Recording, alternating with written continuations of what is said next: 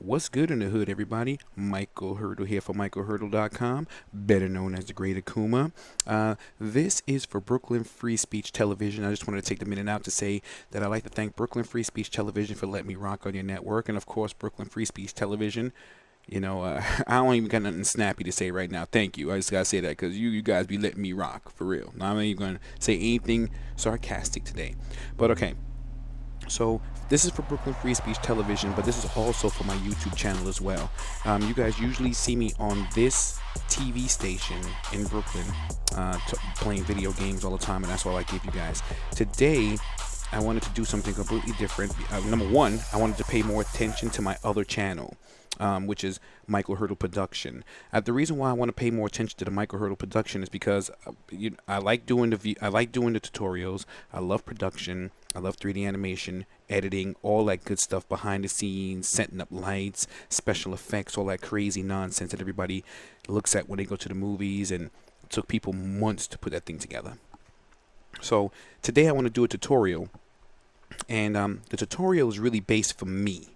The reason why I say it's based for me is because later on I'm going to look at this tutorial, and I'm going to have to reference back to it. Okay, so I'm going to try my best not to curse, because if you look at my channel, I like to be myself. I like to curse. I don't know how this whole episode is going to be. Brooklyn Free Speech Television, hold on to your panties. All right, so here we go. Let me just get rid of this gum. I'm sorry. All right, so in my world of real world scaling, what I look at real world scaling is why it became so important to me. First of all, I'm a home user of Autodesk Maya. Just get that out the way right now. I'm a home user, and let me just go open this up real quick. All right, let's go into the desktop, and I'm going to open up something that pertains to real world scale. Let me just look into my little private stash right here. And what I mean by real world scale is that when you scale your objects to be almost the size of how it would be in the real world is what I mean. Now, why that's important, it was not important to me like 6 months ago. I just used to open up Maya, model what I needed to model, didn't care about the grid size, didn't care about any of the real dimensions. I would look at the photograph and I would model it just the way I thought that I saw it. And then when I rendered it, that's when I had problems. When I try to do anything with it or do collision, that's when I had problems. And then I keep hearing people say, did you model your models to real world scale? And I was like, what the hell's that? Because I didn't really know what it was, to be honest with you. So now the reason why I'm making this video is because I've done so much research. I say about 2 weeks, so it ain't that much. 2 weeks of everyday research when it comes to real world scaling. And let me go into my objects. I have old world scaling. Let me just show you something in old world scale. Let's go to this furniture real quick. Let me see. Oh, perfect. My computer table, right? So, wait a minute. Did I real world scale this? Let me just go into my settings real quick. I'm going to go to Windows. I'm sorry, no. I'm going to go to Display, and then go to my grid. And I'm going to reset this grid to see where it takes me. All right, so the grid is reset. So this is, I'm not going to use this. I think I've messed with this and I changed it. So I don't want to use that as an example. Let's go to electronics. You know what? Let's use this arcade stick plane as an example. This arcade stick was something I was modeling. Where are you? Now, if I look at this scale versus the grid, this is from my observation. Oh, wait a minute. The grid is actually on. So look how small the grid is. If you zoom into the grid, this is the actual size of the grid. Regular default Maya grid, right? But when you scale to the real world size, now to us right now, this arcade stick looks like, hey, you can use it, you can render it out. And actually, I have rendered this out. If you look at my my Facebook page, if you follow me on Facebook, you'll see me fully render this out with textures and everything. But the thing about it is, what I realized is when I was lighting it in Mental Ray, I had tons of problems because this is not real world scale. Now let's see in let me go into the settings real quick. Preferences, and in Maya settings here, By default, the settings, the working units is set to centimeters. Now you could change it to inches because we're here in the States, and I realized that when I was modeling the newer models, I would model it in centimeters, and I would go on Google or go into my calculator, and I would do the conversion like this. Let me see if I can pull the calculator up real quick. Thank goodness I had this calculator right here. So in the calculator, I went to length, and I said, okay, we're going to do inches to centimeters. So if something is, let's just say, let me open up a project I had here real quick. I'm on another monitor. Let me let you just see what I'm working with right here. My production drive. Let me just go in here real quick and pull up like something I was working on. Let's go to real world scale. Furniture. I was working on a couple things. I like looking at IKEA cabinets and stuff and trying to model it the best I could, because when, in the future, if somebody calls you to model something, you better know the real world scale and the size and everything, because nobody's going to really take you serious, to be honest. They're not going to really take you too serious.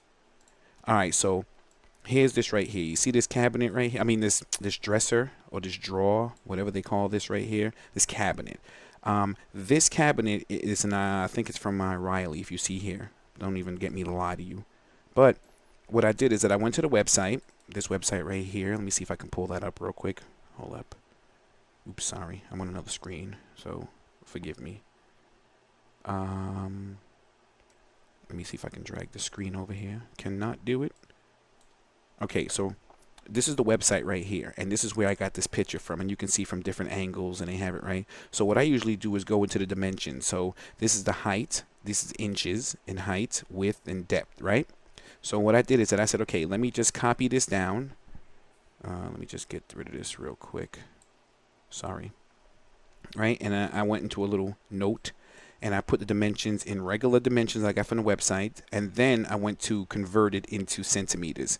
This is messed up, so don't even get me to lie to you, because when I saved it, I should have saved it as a certain format, and that's what messed this up. So I'm not even going to take this for sake. But if I take this right here, let me just close out the Maya. Let me just make a new scene real quick. Right? So now I already modeled this dresser, so I'm just going to drag it into the scene. Right? Now, here it is right now. Let me look through. You see the grid? The grid is the normal Maya default grid, which is, of course, if you reset it, it's going to be the length and width. The length and width is going to be 12 units by 5 by 5. That's the regular. If you close and reset, that's how it's going to be. Now, if you guys are modeling for like Unreal, a lot of people model for Unreal Engine. So I went online, and most of the people who tell me in the tutorials and in the forums and all the help files and all that kind of stuff, they say you go into your grid settings if you want to model for Unreal Engine 4, because I really want to get into Unreal Engine 4.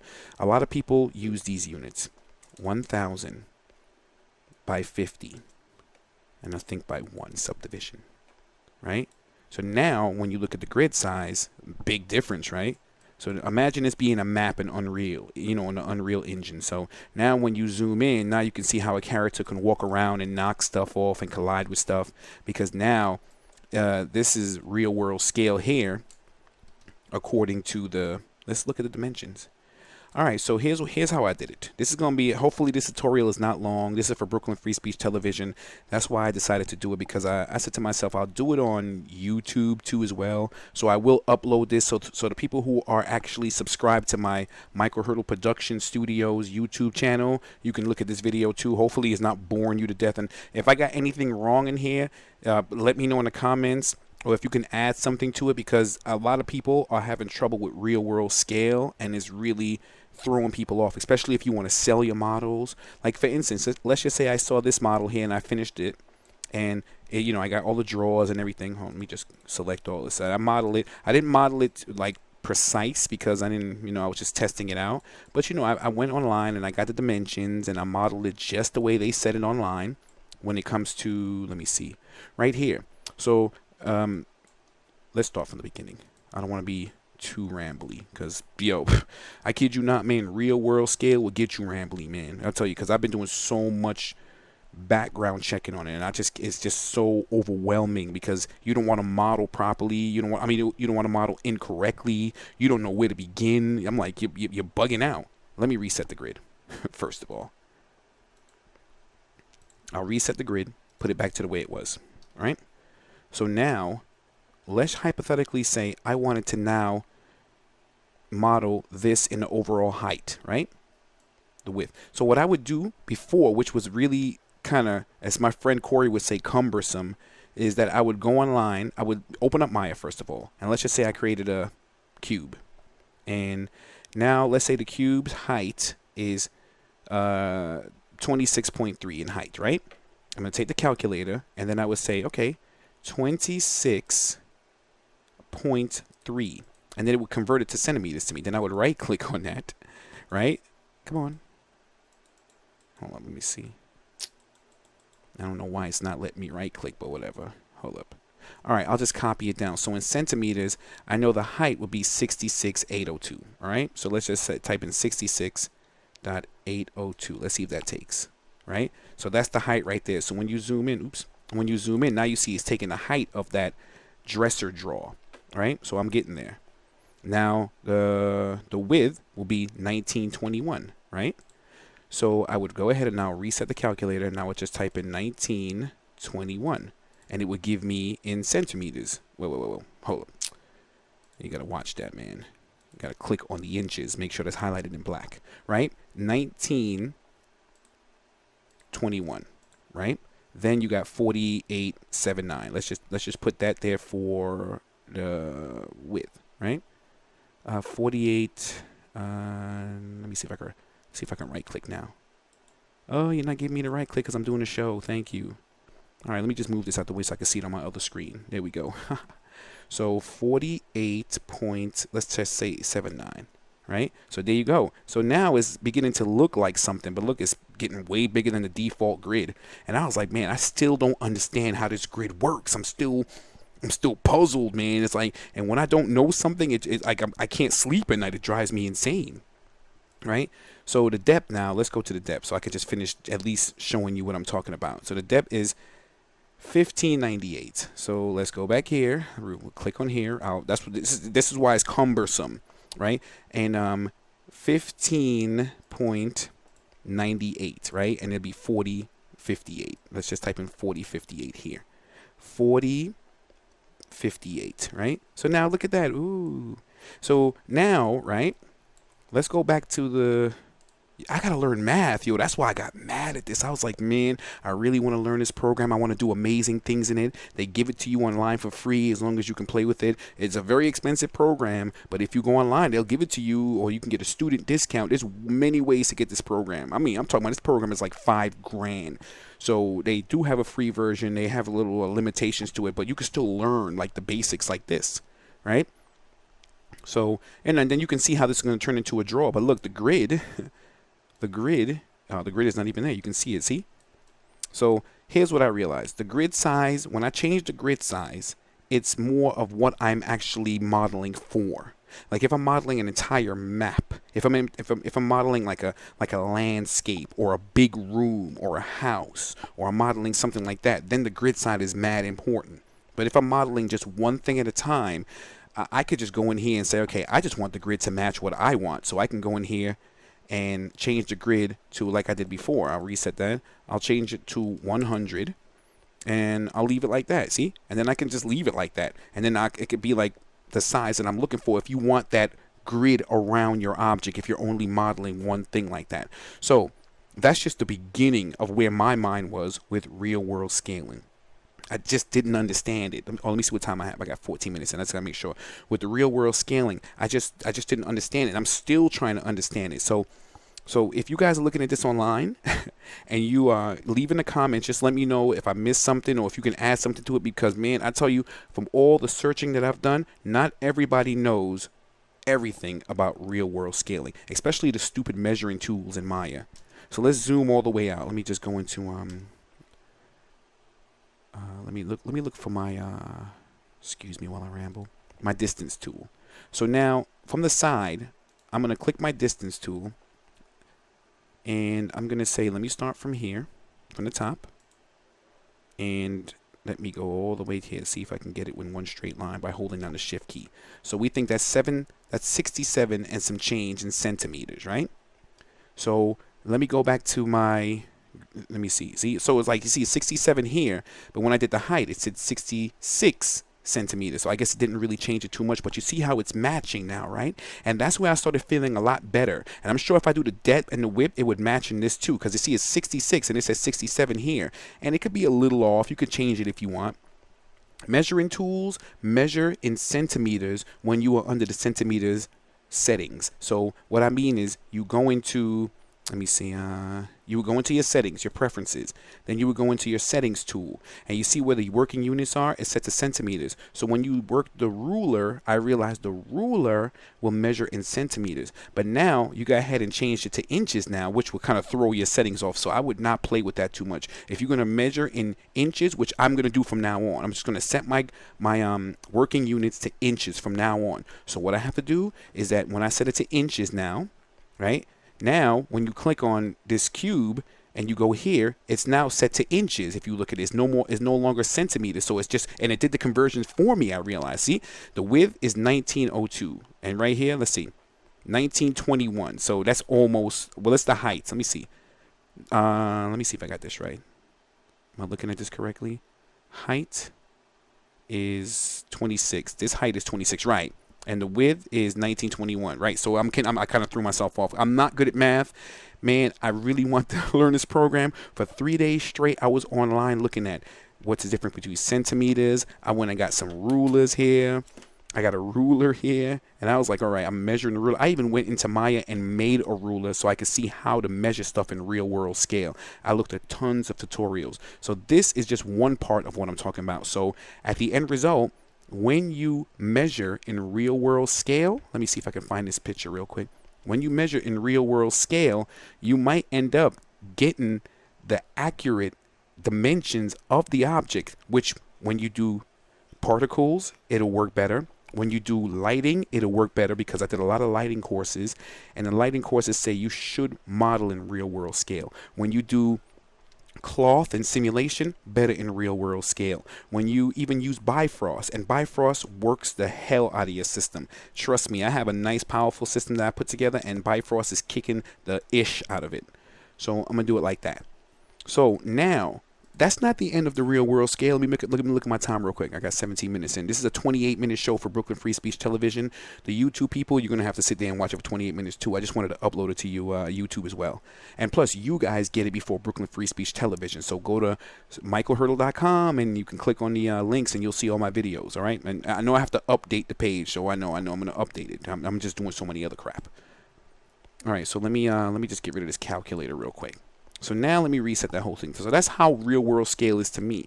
But I'm like, all right, what does real world scale mean? Does it mean anything? I mean, what do you do with it? So I'm going to reset this grid real quick. And I'm going to open up something that I've been putting together as my own little personal project. I call this one Real World Scale Everything. And what I mean by that is I took a bunch of different models that I found online. Some of them I modeled myself. And I said to myself, okay, real world scale, how does this work? Right? Like, for instance, I took this symbiote Spider-Man that I found on a webpage that gives away free models for Maya. Right? And if you look at it, if you look at him from this angle, let me see. Right now, he is 170 centimeters, right? So I was saying to myself, if I made a character and I wanted him to be a real world scale character, how is he gonna, let me just get rid of this real quick. I'm sorry. You know what? I am getting really sick of this freaking, weather bug thing. Anyway, excuse me for that. You know what? I'm just going to close that out because this is kind of pissing me off right now. Can't see that right now. So I'm going to just leave that alone. But if you go on Google and you type in 170 centimeters, that should equivalent to 5 foot 5 inches, 170 centimeters if you do the centimeters, right? And the best thing I like about this ruler, it has inches and it has centimeters on it as well, right? So now I said, okay, I'm about 5 foot 5'6". So I'm like, if I was standing in front of a computer table, now remember everything that I modeled here was allegedly supposed to be modeled in real world scale. So you see the symbiote Spider-Man here. If you zoom into him, I put him here. I put a little notation up here so I can know exactly what's going on. So if you look at it, this symbiote Spider-Man is simulating a 6-year-old child, 3'5", which was 106 centimeters if you really look at it. So when he stands in front of the couch playing his Xbox, this is what a 5-year-old, 6-year-old will be. Now, this character here, he's looking at TV. He's about 5'5". And when I looked at the TV, I'm like, okay, he's standing here. And I'm like, before, when I was modeling not real world scale, the television was that big because it wasn't real world scale. So I was saying to myself, this 5'5" dude is not going to be standing in front of a 107-inch television. You see, now if you look at it in centimeters, it went all the way up to 236 centimeters. Now, of course, that's huge unless you were looking for that. I said to myself, 132 centimeters is equivalent to a 52-inch television. So I'm going to put it back the way it was. So that's why real world scale is important. And I realized that. I put this video up here for me because I'm doing animation. I'm doing lighting. I'm doing Bifrost. I'm doing scaling. I'm doing real. So after a while, when I start venturing into like mouth morphing and putting character skin on and working with cloth, I'm not going to remember just everything when it comes to the real world scaling. So I'm glad I have this video that I'm putting up here for people who care about it, for Brooklyn Free Speech Television, so you guys can see how educated I am. And of course for my own purposes too, right? So I got this chest. This chest, I went online and I found out what is the dimensions of a standard chest. And when I did my distance, it told me this is how it's supposed to look in a real world. This PlayStation 4 here, right? I did not do the dimensions on this because I was too lazy, I was sleepy, but I assumed just from my eyeball that this was what a PlayStation would look like if a 6-year-old was standing in front of it. You know what I mean? So I mean, in order for me to use this in anything that I do in the future, I'm gonna have to use my measuring tool and just distance how long the width and the dimensions are, so you can get it precise. Because if you're gonna do work for clients, video game creation, if you see, I play video games, but I'm getting older and I'm not really caring too much about the video games like I used to. So what I'm doing now is that I said to myself, I still love the video games, but let me start creating content for the video games. I mean, do you know how much people would pay right now at this time zone? Donald Trump and Hillary Clinton is running for president. If I created a Hillary Clinton like this right here, modeled Hillary Clinton and freaking Donald Trump, people will buy my models. And especially if he did something stupid or she did something crazy and I did the model like that, that will be, people will jump on that thing, man. They'll be like, oh snap, $100, right? But anyway, so this I went online and I did. Let me just look at one thing. I have about 5 minutes left, so I don't want to milk this too much for this show. Let me just go on this screen. There's too many zany crap going on here. I don't even know what the hell. I'm looking on another screen real quick, so please forgive me for looking away. Where is my production? Okay, here we go. I'm all over the place right now. I apologize. So my real world scale. I'm going to go into my electronics folder, right? In real world scale, I have, let me see.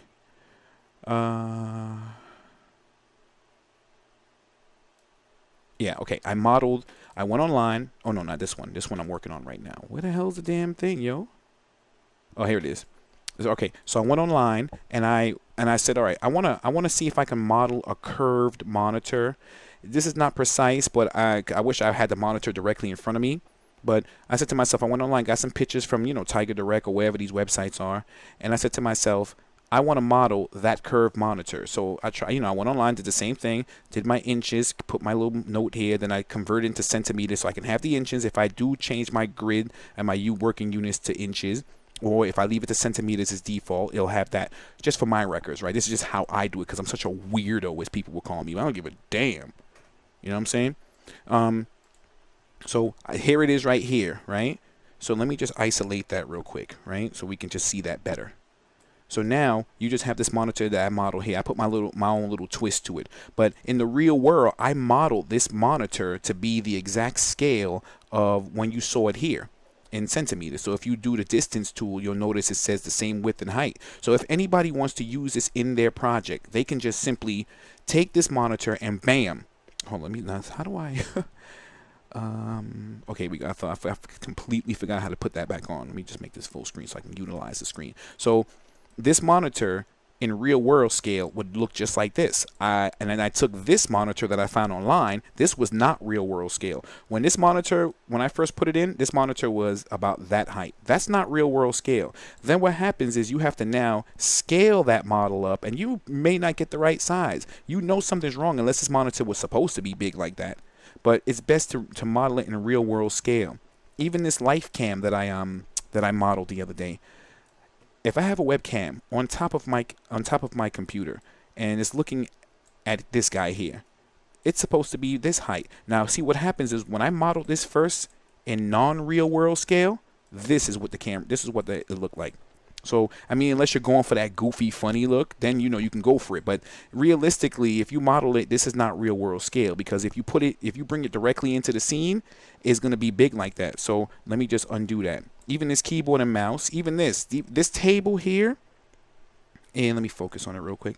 This table here is what I modeled in real world scale. Just all the dimensions, even this little droid right here from Star Wars Force Awakens, that's the size and height of the model. I said, okay, if this droid stood next to a 5'5" human, what height would it be? So of course, you know me, do my little research. I went online and I went to the electronics and I said, okay, this is how he would look standing directly in front of you see how he's right up to her knee? I would say she's about 5'5". Right up. If you move this droid right here, this droid will be right up to her knee, his knee. See? So it's not accurate. This is not accurate, but this is me getting to learn, and I'm so excited that I've learned how to do real world scale, because it makes people look at your work more professionally. It makes people say, "Damn, this dude knows exactly what he's talking about." Even this cabinet here that I modeled from IKEA. In the real world scale, this cabinet will be the correct size to fit here. So now, let's just say I had a blank scene, right? I had a blank scene. And now I wanted to just bring individual stuff in. So now I go into my settings here and I have this cabinet here. So now I bring this cabinet in here, right? Let's zoom out. Let's put this grid size to the Unreal Engine 4 grid size, right? Right, this is what a lot of people online say they use for their grid size for Unreal Engine, right? So now you have this right here. So we'll just grab this. I have everything grouped. They always say group everything, so when the person gets your model, they can play around with it. And now I have this IKEA overhead cabinet, and I bring this into. So now, see, in the real world, I don't have to rescale anything. This can just go right into my game, right into my models, right into my whatever, and I don't have to worry about scaling it. And I tell you, a lot of people appreciate that, yo. They appreciate that. See, look at that real world scale. I don't have to see. I even scaled it to the point where I know it's the real world scale, because when I go here, it fits directly underneath here without even touching, just how it's supposed to when I did the real world scale. Just a little bit, because I made a couple of adjustments, but that's how it's. Now, if I modeled this wrong, incorrectly, it would be here, and then I would be like, oh God, I have to rescale this shit. No, where to go? But yeah, that's it. You see, all right. So my time for Brooklyn Free Speech Television is up. I'm going to continue this for the YouTube people. I just want to finish up a couple things, and I don't want to leave it completely hanging. But thank you for watching the show. My name is Michael Hurdle. Remember to go to michaelhurdle.com for Brooklyn Free Speech Television. And I thank you guys for tuning in. And let me see how much time I got. All right, I guess that's it. I guess I'll talk to you guys next time. Okay, so YouTube, I'm here now. Whew. Yeah, look, man, it is not fucking easy doing a YouTube show. I mean, doing a Brooklyn Free Speech Television. They didn't tell me not to curse, but I just want to keep the consistency of not cursing, because, it's on TV at 10 o'clock in the morning, 10:30, and kids watch it. So I don't want to say fucking, because kids be watching that shit early in the morning. So I try to not curse that much. I have a fucking potty mouth, so it's a lot. So anyway, this is for the YouTubers now. I just want to wrap this up real quick. But yeah, this is how I did my real world scale. And plus, this is for me too, for my own personal records, like I said before. So now I go in here and let's say I import more stuff. Let's just say I needed now. I had that round sofa I had problems with. Now this bookcase here, I modeled this bookcase in a real world scale. I mean, in this table with the bookcase in real world scale, and look, when you put it next to my other table, it matches correctly. And that's why, to me, real world scale is mad important, man.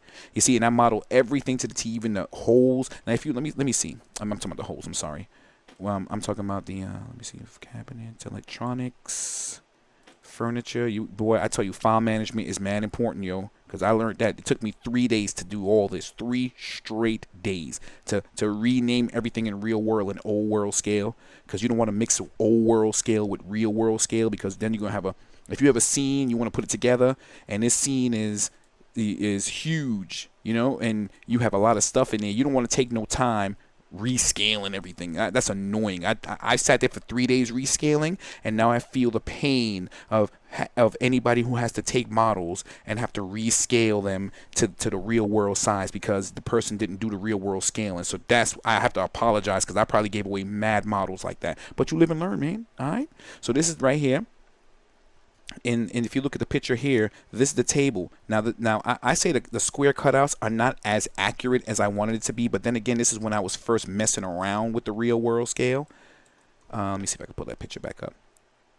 Right? So if you look at it from here, it pretty much simulates the table a little bit. Let me put in this angle so we can see what it looks like. Right? So this table with the correct dimensions, is it this one? No, that's the monitor still. Let me go back into this folder. Yeah, because I always write down the dimensions, right? So I always make sure to write the dimensions down, put everything in here, have everything ready because you're going to need it. If you do real world scaling, you're going to have to do this. And I realized that. So I learned that lesson in life. And then you just put it together. Now, here's one thing I did. Let me see if I can import something else. Like, let's just say I wanted to import. I've already modeled these models previously on its own grid, and I did all the real world scaling with it. Let me go into the electronics section here, and let's say I bring that droid in again, right? BB-8, right? So now, yeah, I don't have any textures on it. Let me just throw some default texture on there.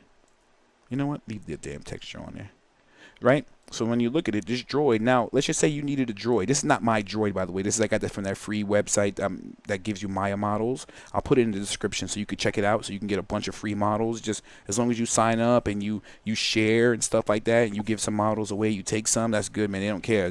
I love the community like that, you know.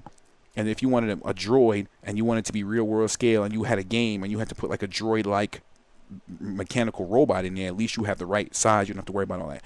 Now, before I bounce out of here, because I am completely, that's as much as I know about real world scaling. Hopefully I showed you something today. If I did, you could let me know and give me a thumbs up, or you could say, man, you ain't show me shit, motherfucker. And I'll be like, damn, yo, why you gotta talk to me like that, son? Just trying to show you some education here and relax, yo. Let me open this up real quick. No, not this. Everything. I have one called ruler. Yeah. So when I first was discovering real world scaling, let me see, do I have the, damn it, where the hell's my damn textures, yo? I had a whole thing set up. Anyway, I had a ruler. I had an image of a ruler here and an image of a ruler here. Now, if you look at the Maya default grid, right? I didn't know this. I'm going to put that back to the way it was, right? If you look at the Maya default grid, it's not supposed to look like this, but 30 centimeters is equivalent on a ruler. 12 inches will be equivalent to about 30 centimeters if we can. There we go. So you see at the end of the ruler on the top, 12 inches. But then if you look on the bottom, it's 30 centimeters, right? So what I said to myself is up and down, vertical and horizontal, I'm going to put 30 centimeters. So it's exactly 30 centimeters, 30 centimeters. So I said, let's just say now I imported something that can be almost the size of a ruler. Let me go into my object folder and pull up. Let me see. Let me go to the electronics, and I want to pull up this. The hell? Oh, I'm in the wrong place. I'm sorry. See, real world scale, because I was in the old world scale. Electronics, and let's just say I wanted to get that monitor I modeled the other day, and I want to put it with the camera on it. So now, if you put this ruler directly in front of this monitor, this is 30 centimeters. So it's equivalent to a foot. In inches, right? Now you see, if you look at it, you grab this ruler and you move it right here, then you can see how it matches in the real world scale. Now this is an actual real size of a ruler. It's 30 centimeters, which equivalates to 12 inches. If I'm wrong, you can let me know in the comments, because I'm a big boy, I could take it. But I know I'm not wrong. Excuse me while I dab. I don't know what that means, but I see all the young kids do it. I hope it wasn't anything gang related. Anyway, so yeah, so this is what I mean by 12 inches. So this is how I'm beginning to model from now on. Everything I model from now on will be in real world scale. I hope I showed you something. Hopefully you could show me something, man, because I am not no master at this. I just showed you what I've learned in the past 2 weeks of just sitting down and doing nothing but crunching on the Autodesk site, digital tutor site, all the websites that give you help, tons of websites. You can. I mean, I looked at so many videos, old videos, new videos, Maya 2011 videos. I was like, oh my God, it's just driving me insane. But this is what I've gathered so far out of the 2 weeks of doing my training. So, so now from now on, I'm going to model in real world scale. So hopefully I showed you guys something. This is a 36-minute video for the YouTube guys. Hopefully I didn't bore you half to death. I was just rambling, just trying to make some friends here, because when I made this channel, I actually didn't make this channel for subscribers, and I have 100 subscribers, which I am shocked, because I didn't really advertise this channel to anybody. I just put it up so when you go to microhurdle.com and I need to embed a video of me doing some work, I can just put it on my YouTube channel and then put it on my website. But now people are following me on the YouTube channel, so that's great. So I just made this video for the Brooklyn Free Speech Television, and of course for me, and of course for you. And if you learned something, let me know. And if you got something to share with me, shoot, share with me, man. I'm ready. Let me know, because I'm Microhurdle Production. I'm a home user. I'm not a professional with this. My full-time job is a computer analyst. So this is not my full-time job. This is just something I do as a hobby. I want to one day make this my full-time job. That's why I'm working on this so hard. Only God in heaven knows how much I want to own my own business and not work for people. I can't do it anymore. But until then, I guess I'll go to work. My name is Michael Hurdle from microhurdle.com. And if you like this video, hit the subscribe button. If not, and you want to put a thumbs down, go right ahead. You know what? Because I'm a big boy. I could take it. I'll talk to you guys next time.